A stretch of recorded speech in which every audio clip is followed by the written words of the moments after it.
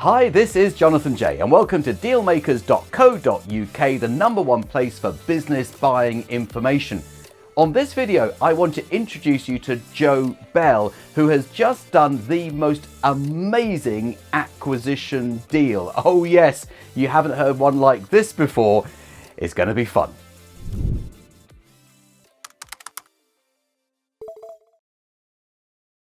So Joanne, tell us a little bit of background here, because you bought 5 businesses. Now that's pretty good going.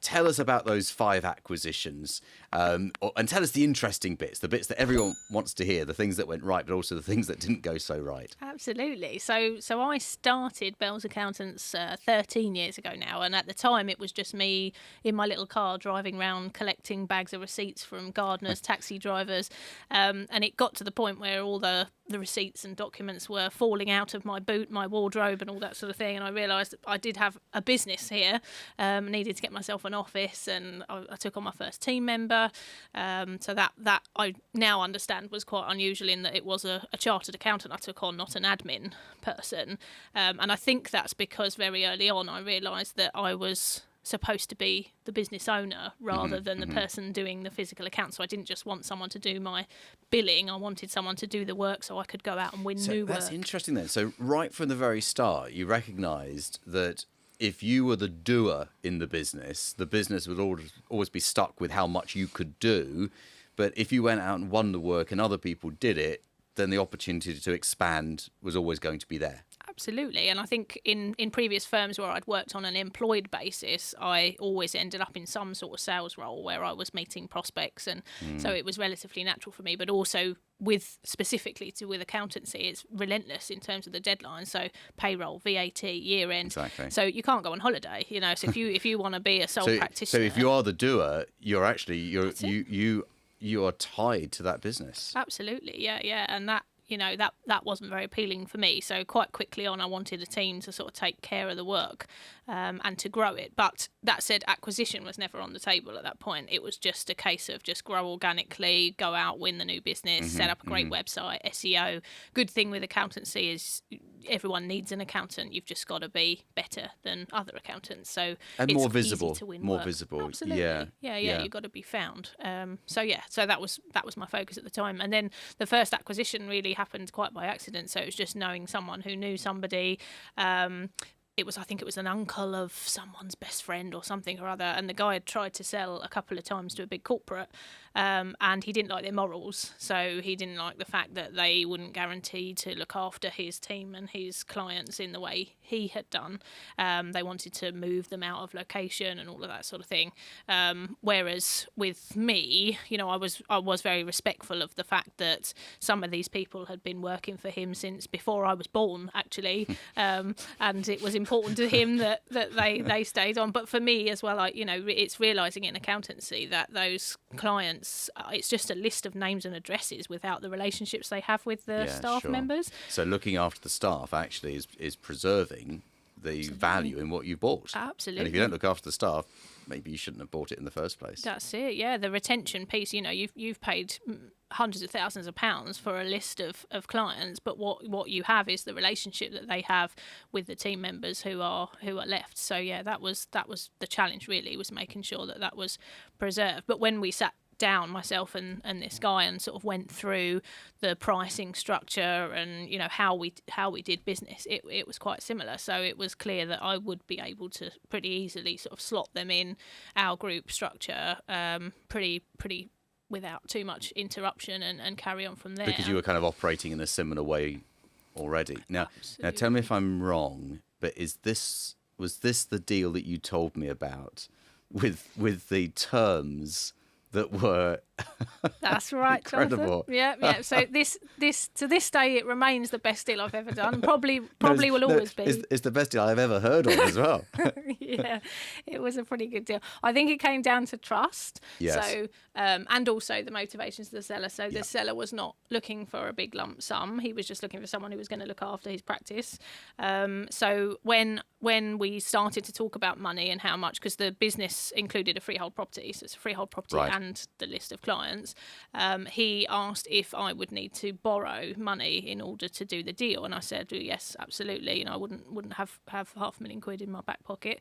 And he said at that point, would you mind if you effectively borrowed the money from me? So rather than going to the bank or a lender, you just pay me off over the next 20 years, and the rate were 2% above base. So up until very recently, that was a very attractive rate. Obviously now with the Bank of England rates going up at the moment. So you've got a freehold property and the customer list, and obviously the profit generated from that customer list. You paid a consideration of 500,000 over a period of 20 years. How many years ago was that? 6. 6 years ago. So you got 14 years to go. 14 to go. And what sort of security did he ask for? Presumably he's got a charge over the property. Correct. Yeah, that was all. So charge over the property, but obviously that in fact did not cover the entirety of the amount of the consideration, because a proportion of it was to do with the business. So that was sort of just done on trust factor, but he knew that the bulk of it was secured against the building, so it wasn't as much of a risk. And you could always refinance the building in order to accelerate his payments, perhaps for a discount. And then sort of create another sort of 20, 25-year term. Absolutely. With the mortgage. I think he actually put conditions in the agreement that stopped me from paying it earlier, because it just wasn't what he wanted. He wants to know that he's got a monthly income forever. It just goes to show that you can't ever assume someone's motives, can you? And you know, people who've never bought a business before believe that the seller is all about wanting all the money on day one because they met someone once who wanted all the money on day one. And of course, there are people who want that. But then there are people at the other end of the spectrum who are quite happy to accept it over a 20-year deferred payment. And I have met accountants that have said to me, thank God you're here. I've got these clients, and it's horrendous. You know, I'm 80 years old. I can't look after these clients anymore, but I feel a sense of responsibility to them. They've become friends of mine over a number of years. So thank God you're here. And I found someone I can trust to pass this business on to. You know, they're not even really considering the value within the business, because they've made their money over the years from doing what they're doing. Absolutely. So they've been satisfied with what they've got, and now it's a case of passing the baton to the next owner, and looking after their staff, as you said, and receiving something for that. But it's not the be all and end all, is it? No, absolutely. Yeah, it's not their main priority. The main priority is finding someone they trust to take the business forward, and actually being a part of something as well. A lot of them, it's a legacy piece, and becoming a part of something that's growing and, you know, has an ambition to become a large organisation, albeit a group of smaller practices within a larger organisation. People believe in you. I think that's what it is. They look at you and they say, this is someone I want to back. Do you feel that? Or is that just? Yeah. No, I do. I think there's another element of, I think I'm relatively unthreatening.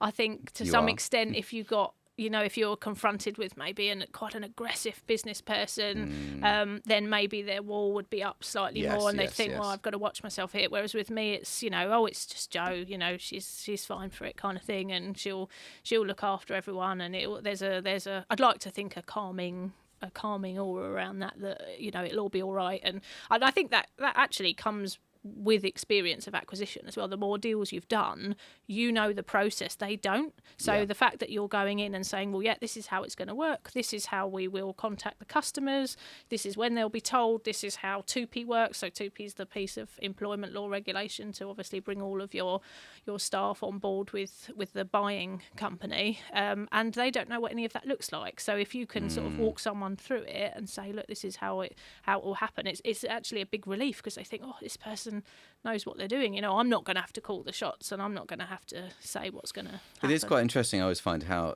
in an acquisition you'd expect the seller to be driving the process, but in actual fact it usually ends up being the buyer driving the process, driving the timetable, pushing everyone towards the deadline, and the seller somehow seems to take a bit of a back seat. Almost like once they've signed heads of terms, they feel like the deal's been done, and they can ease off a little bit. When in actual fact, that's when the work really starts, isn't it? And then the work really starts once you've bought it. Absolutely, yeah. Sort of getting it on board with your structure. I think we've got it down to quite a fine art now. It's about a 12-month process to get it sort of digitalised and to get all of the clients where they need to be, to get them paying direct debits, because a lot of the time there's a lot of slow payers. There's a lot of people still dropping sort of manual books off and all of that. So you've got to do the change management piece. Receipts. Absolutely. You've got to do that change management with the team and the clients. So you've got to get it all to where it needs to be. But I see it in my, simple-minded way of looking at it. I look at it a little bit like property, in that I get the ones that maybe are at a lower multiple because they need a bit of work. And then the idea is that if I can do them up, digitalise them, make them paperless, upskill the team, make it run independently of the owner, then I'm adding multiple. So I should be able to sell it for a better return. Yeah, so it's being prepared to put the work in that maybe others would not be prepared to do. If you want to buy the perfect business, you've got to pay a higher price, or you can pay a lower price and put the effort in, and that's what you're prepared to do. Absolutely. And I've got a team around me who help with that. So it's not just me going in and trying to deliver it. My heads of department will go and sort out their own processes. So the head of admin will go in and deal with all the onboarding. Finance will go in and get them all on direct debits, all of that kind of thing. They know what's expected. Sorry for interrupting your video, but I wanted to introduce you to a great lawyer in the UK who can get your deals done for you.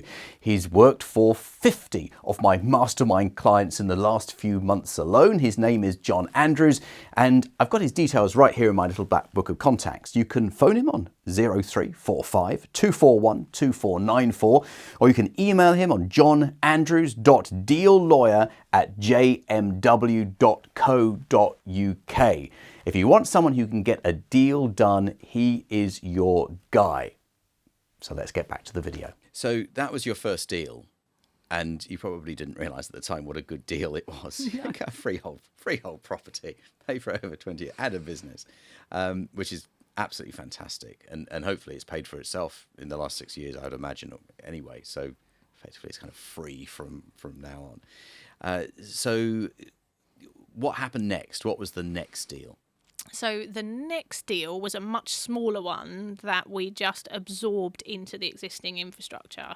And again, that hadn't really occurred to me at the time, because once I got onto the acquisition path, I thought that what I needed was an accountancy practice in every county. So I was looking to sort of spread out, if anything. But what came up, and it's always been opportunist. I've never sort of used a broker or anything like that. Was one that was actually very local to my original practice, my organically grown one. Just a lady she effectively wanted to move into doing sort of FD work for charities rather than actually small business accounting. So she had a block of, gardeners, those tradesmen, those kind of clients that we specialise in, that she wanted to let go. So we just absorbed them straight into the office. And for us, again, we didn't need any of her overhead. So she would have had her own software licenses, her own professional indemnity insurance. We didn't need any of that. We just took the clients, absorbed them into the existing office, and it was pure profit. Well, I was going to say that would be very profitable, because presumably you didn't need any additional people. You've already got that sort of that's a redundancy period, that time built into each. Everyone's got a few extra hours a week spare, and you can bring the work in without any overheads whatsoever.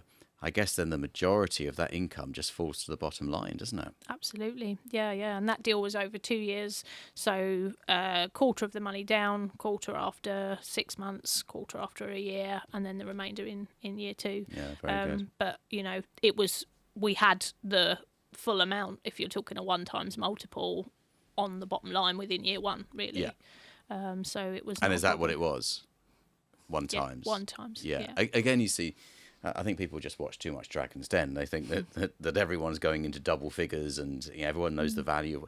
And we all know that money's important, but it's not the most important thing for many people. And actually, on the priority for sellers, money can come way down. Getting rid of the stress can be way at the top, or family reasons, or divorce, or retirement. All those reasons are high up the list. And quite often, especially if someone's earned good money over the years, it's not all about cashing in on that big payday. It's about doing something else, like retiring. Absolutely. Or doing something, a different role. So that was deal number 2. Do you want to take us through all 5, or Yeah, no, I can do. So deal number 3, that was the first one where I actually got business partners involved. So I, up to that point, had obviously funded the deals, sort of self-funded, or they've been over a longer period. With this one, I found a couple of associates who had seen what I was doing with my main business, Bell's Accountants, and thought, this looks good. Maybe we could help Joe out by putting some actual cash in, which would help me target those larger practices, really, where you would be required to put some money down. And for that, we decided to split 60-40 arrangements. So I would have 60% of the shares, they would have 40%, but they would fund the deals that we were doing. And yeah, that also worked really well. So mine was sort of sweat equity, theirs was cash, but I did the all the negotiating with the previous owner, took care of the deal, the legal side, and obviously the work that went into the acquisition itself with the staff and all of that kind of thing. And yeah, that was also an effective way. So actually another classic way of not having to use your own money. And ending up with 60% of the future profits and the future sale value, but not having any risk on for yourself, financial risk yourself. Absolutely, yeah. I effectively, they only made money if I made money, because there was no debt or anything like that attached to it. It was just they were going to take 40% of the profits, but there's always the option to sort of buy them out later down the line, if you know what I mean. And then the deal after that was the most challenging one. So deal number 4 was the one, and interestingly, with you saying not all owners are looking for the cat, that was the only one where I sensed they were just looking for the cash.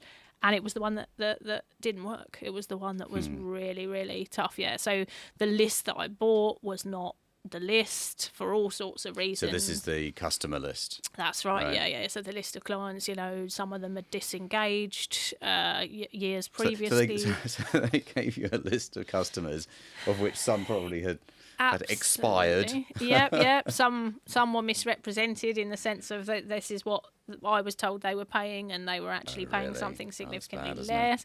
There was someone who was associated with the business who had left some months earlier, who then took clients with them.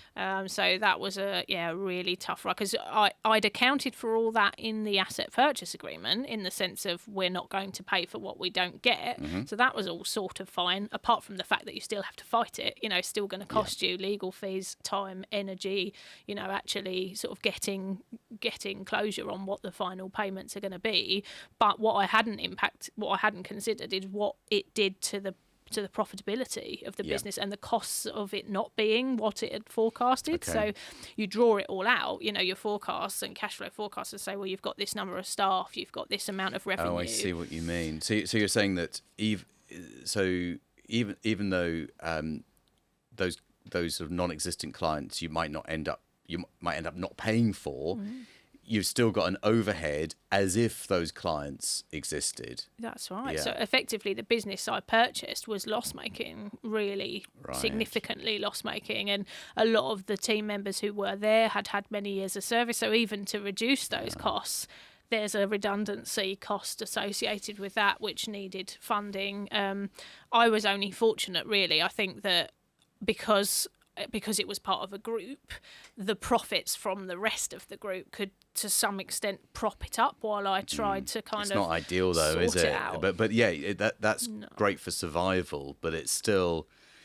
It's throwing good money after bad, isn't it? Big pain, yeah. And there were also some cultural issues with that practice as well, that maybe the team weren't as on board as maybe I initially felt they were, in terms of the way we did things, and I think that's all to do with how they were managed previously, to be honest. Some of that stuff is difficult to reverse if it's really ingrained. It's a struggle for those people to trust leadership, because previously they've been looking for someone to blame and all of this, and to get somebody out of that mentality is very difficult. So the eventual outcome of that acquisition was that I sold off that particular branch. So I fixed it as best I could. I sucked some of it back into the main group, so some of them were moved, relocated, and the rest was sold to another local practitioner. So I made sure that what he bought was good and profitable and clean, and what I kept was, and I split it in a way that made sure that was the case, kind of thing. And it was the only real sort of solution I could see, and that reduced the overhead as well, because what I was left with just got absorbed into an existing office, so I no longer had the additional premises costs and all of that. I see. Okay, so not an ideal scenario, but you recovered it as well as you possibly could. Yes, I think so. Yeah.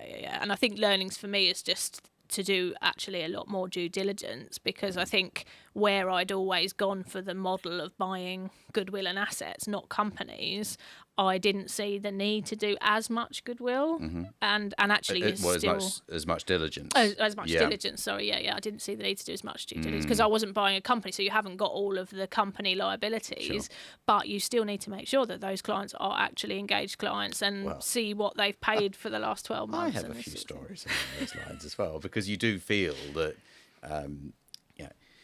you feel that when someone presents you with a customer list, a client list, and these people are paying this much, and it almost, I can't imagine someone fabricating that, but people do. Yeah, absolutely. It's something I've really struggled with, Jonathan, because I for a long time, and to some extent probably still do, assume that everybody's like me. No one would do that. It just doesn't even cross my mind that would happen, and you have to realise that there are people out there. I bought nursery schools with non-existent children. I mean, just children that left the year before. Yeah. And then they say, "Oh, it was all very confusing. We gave you the wrong paperwork." Yeah, right.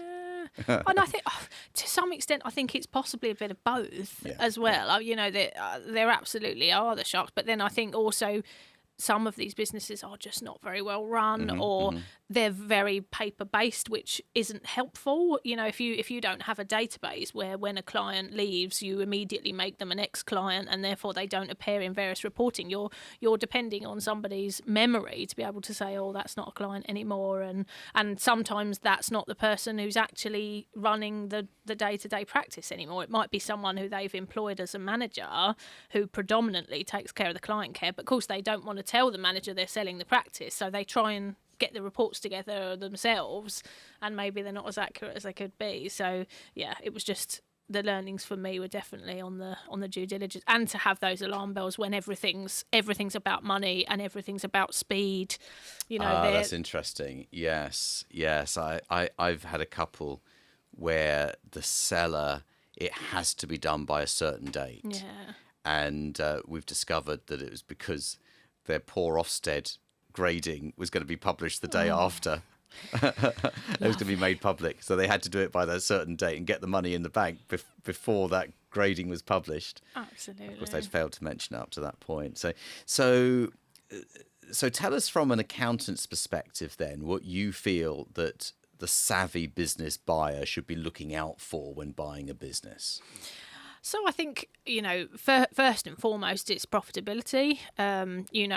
That's ultimately the reason why we're all doing this. So you want to make sure that if it's not profitable now, you sure as hell know how you're going to get it profitable. So what is it that you're going to be able to strip out, and what's the cost of doing that strip out, especially if it's staff related, to make sure that that's making the kind of returns that you need to make, really. And I think for me, over the years, I've become a lot more selective. I've realised that actually there's a lot of practices out there for sale. There's a lot of businesses for sale, and it's more about the ones you say no to than the ones you say yes. Whereas maybe previously I just saw everything as an opportunity.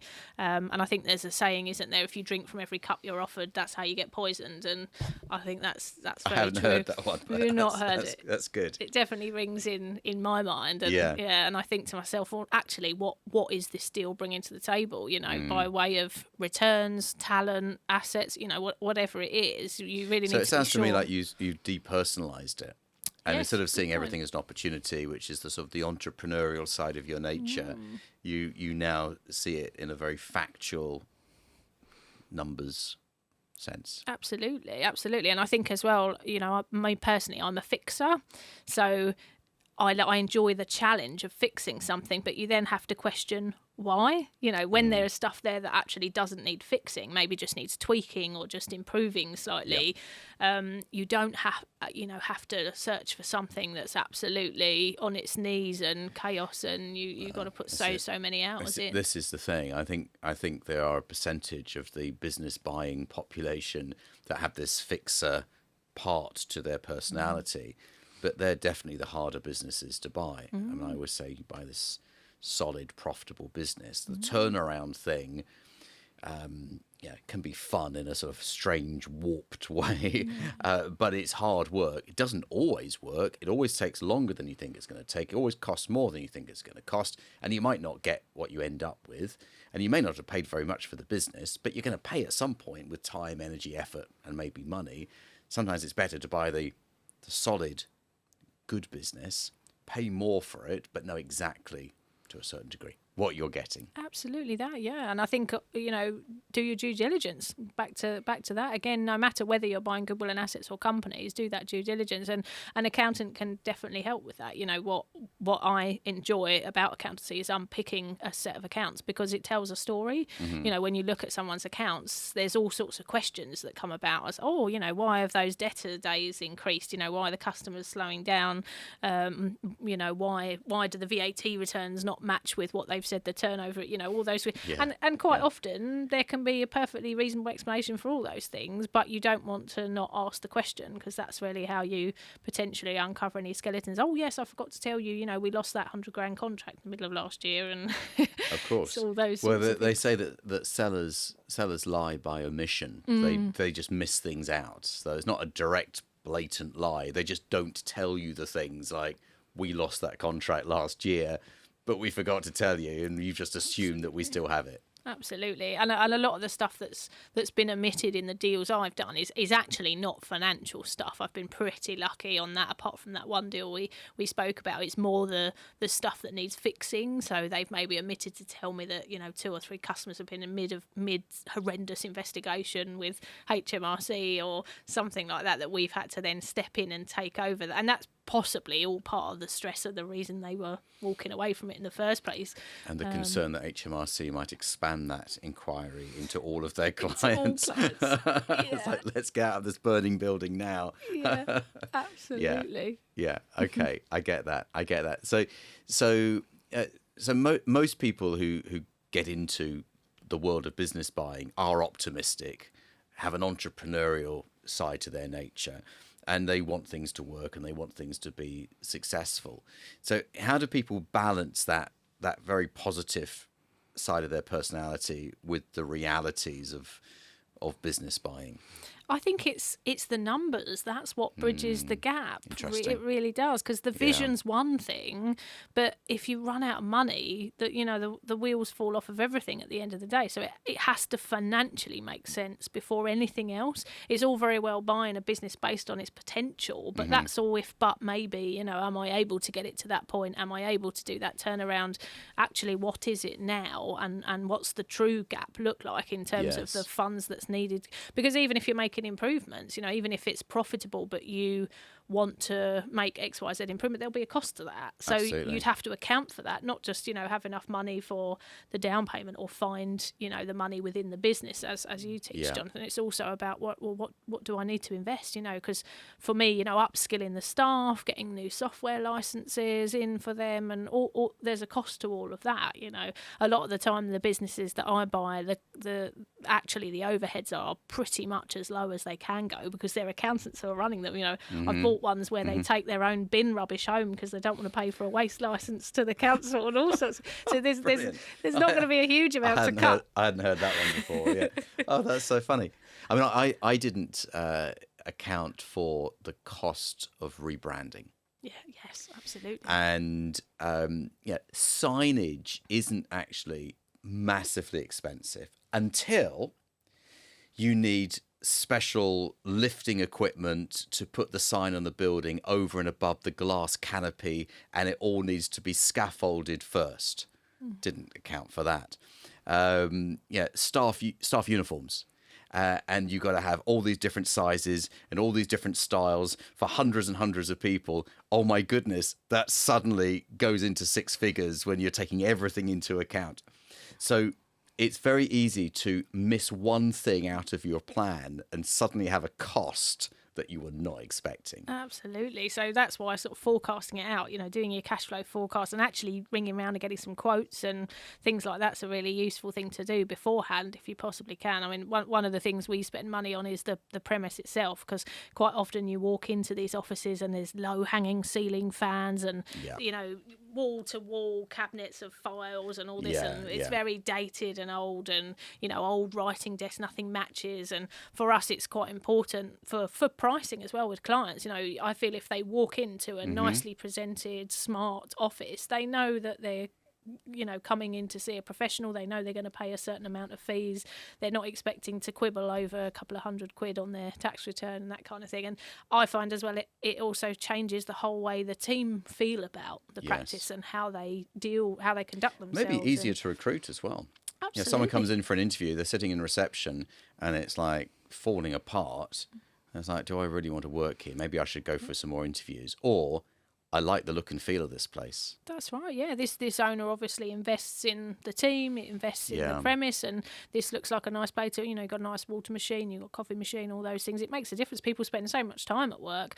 So that is something we invest in. But again, you can have those hidden costs, as you say, John. As soon as you start taking plaster off the wall and it needs rewire, needs replumb, needs this, needs that. And when you do things properly, pat testing and all that, you think, oh no, all these appliances got to go. Get new ones.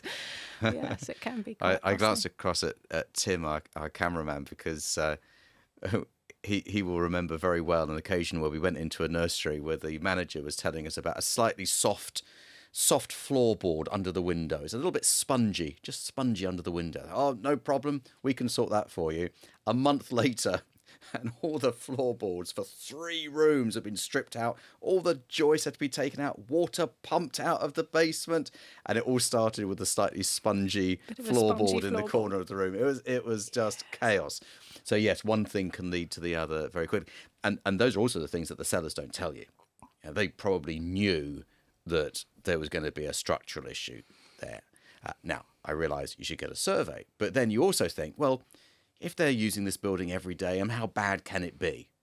If there was something really bad, they'd have fixed it by now, surely. No. That's right, yeah. They've hidden it. And then you've got the seller telling you you've got to complete by the end of next Friday. Well, exactly. And you can't get a surveyor in for another 3 weeks and then another 2 weeks for their report. Yeah. You can put all these things into warranties, can't you? That's the thing. So you can put it all into the agreement, but then you've still got to claim it back. You've still got to go through the process. Case in itself, and the seller's off on their world cruise, never to be seen again. You try finding them to sue them. So this is the pros and cons of doing all of this, and it's very easy to focus on the negative because that's quite often the parts that everyone wants to hear about. But the positives are, you build a business far faster. You can expand into different parts of the county or the country without having to set up from scratch.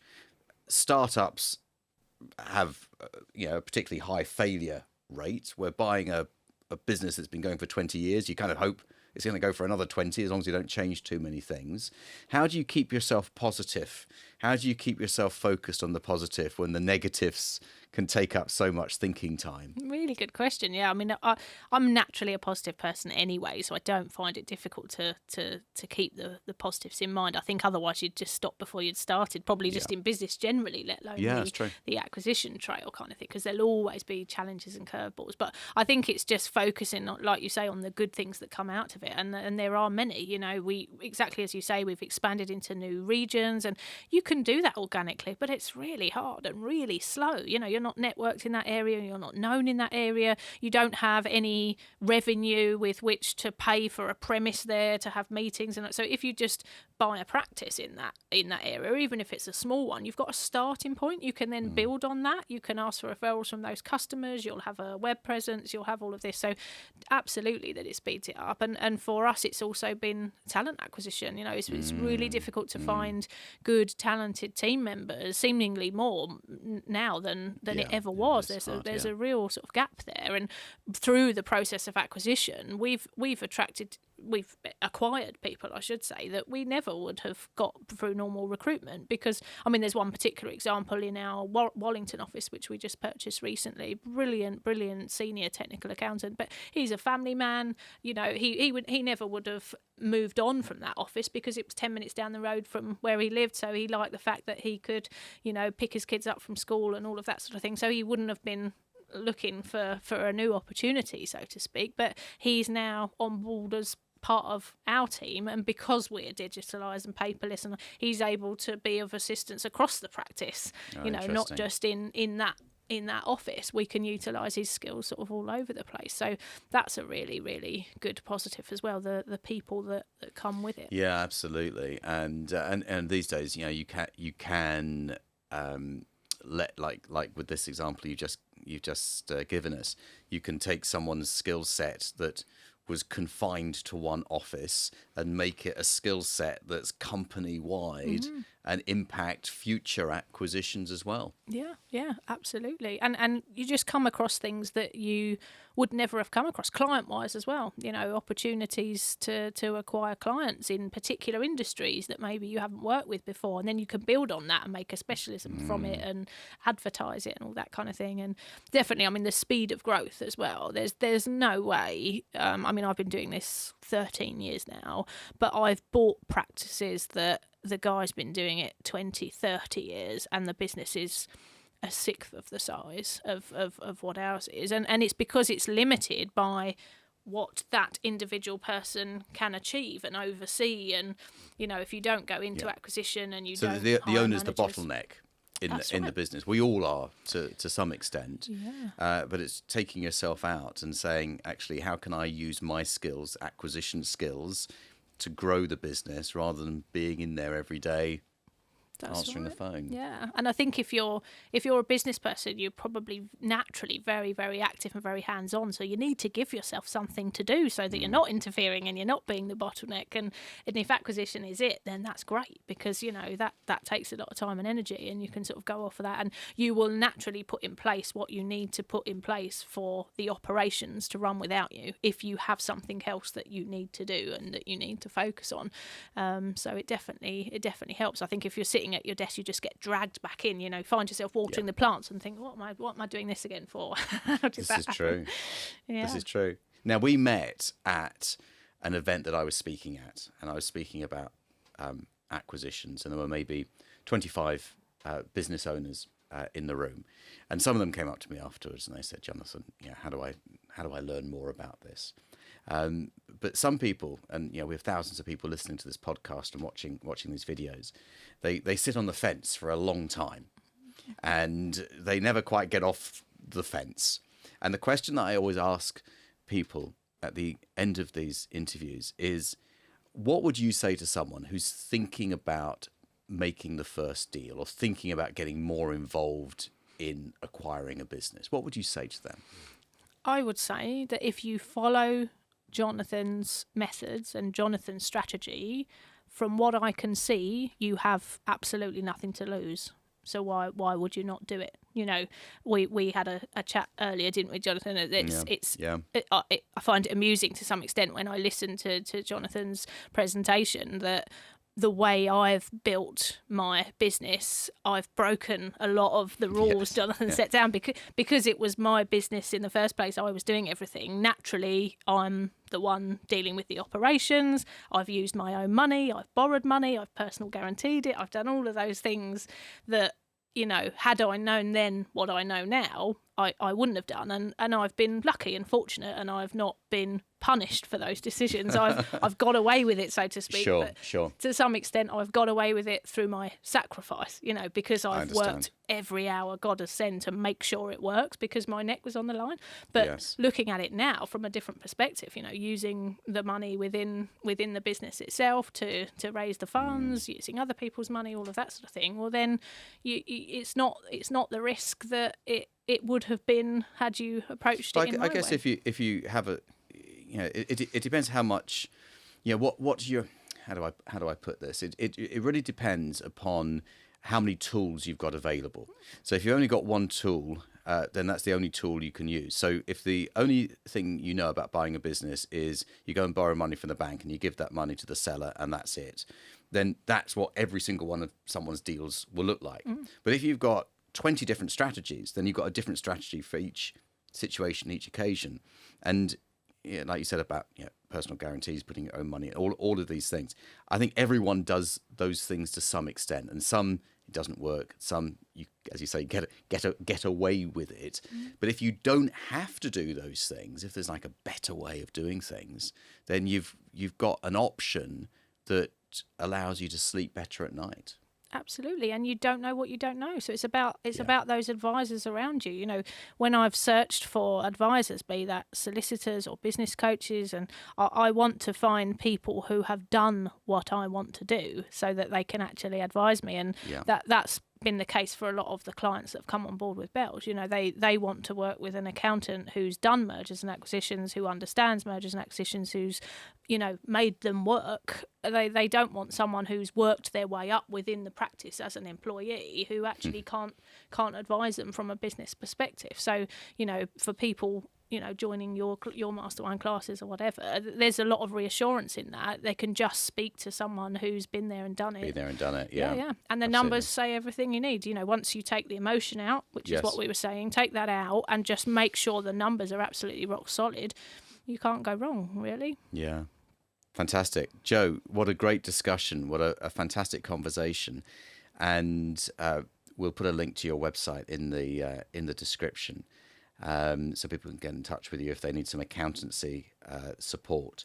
But it's always good to hear from someone else's experiences, the rough experiences as well as the good experiences. But what's next on the horizon for you? What's the next part of the plan? So it's my intention to continue growing the practice aggressively, sort of organically and via acquisition, hopefully, but maybe with a slightly different methodology. Having met you, Jonathan, I might approach it in a slightly different way going forward. But I'd really like to make it into the top 100. I'd like to be the first sole female director to make it into top 100 accountancy practices in the UK. That is a fantastic thing to aim for. And I know someone who might want to be selling their accountancy practice, so I'll put the two of you in touch. Joe, You've been great. Thank you very much indeed. Thank you for having me, John.